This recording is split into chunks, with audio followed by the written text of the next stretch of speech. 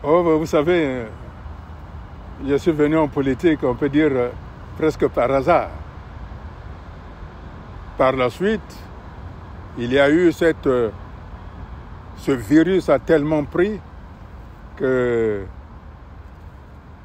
je ne sais plus à quel moment. Mais mon engagement politique s'est affirmé au cours de temps, après avoir été secrétaire général d'un parti, le Mouvement patriotique congolais, qui, dans nos combats, nous sommes allés jusqu'à la convocation de la conférence nationale. Et à l'issue de la conférence nationale, la création du CDRC, parti politique reconnu légalement. Par la suite, candidat à l'élection présidentielle en 1997, il y a eu un coup d'État, donc nous n'avons pas pu aller jusqu'au terme de notre engagement. Et nous nous sommes déplacés, nous avons élu domicile en France, où nous avons évolué. Et puis, en 2009, j'étais de nouveau candidat à l'élection présidentielle. Et enfin, en 2016, j'ai connu l'arrestation arbitraire, que l'on peut dire le couronnement de mon engagement politique. Si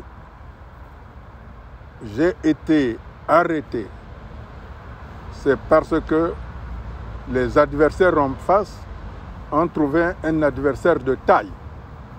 Sinon, personne n'aurait fait attention à moi. J'ai été arrêté pour l'intérêt du peuple congolais, parce que je voulais que les Congolais, tous les Congolais, de toutes les ethnies, vivent dans des bonnes conditions et un minimum vital. C'est-à-dire que les enfants qui ont 40 ans ne vivent plus sous la responsabilité des parents qui sont déjà à la retraite et qui ne gagnent pas la retraite. Donc, c'est une des raisons pour lesquelles je m'implique complètement dans cet engagement politique. Dire mes étapes, il y en a beaucoup, mais le plus important pour le Congo, pour les Congolais, c'est pas ce que j'ai fait, c'est ce que je veux faire. C'est ça, moi je me projette. Le passé reste le passé. J'ouvre la voie de la réconciliation, la voie de la concorde.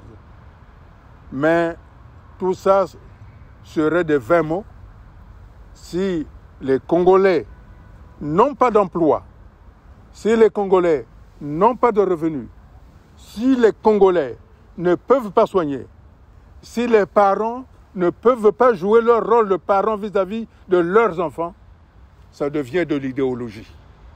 Mais, pour moi, ce qui compte pour le peuple congolais, c'est leur apporter ce dont ils ont besoin pour qu'ils se sentent congolais. C'est ça. Par la création du marché intérieur, par l'unité des régions, parce qu'il faut réunir les régions. Les régions ont été disloquées. Il y a donc la réconciliation interrégionale et intrarégionale et la réconciliation nationale. Mais la réconciliation, c'est des vains mots. On ne le décrète pas. La réconciliation vient d'elle-même lorsque le pays, c'est-à-dire l'État, c'est-à-dire la puissance publique, offre aux populations ce qu'il faut pour qu'ils s'épanouissent, pour qu'ils soient resplendissants. Voilà mon objectif, permettre aux Congolais d'être debout et fiers.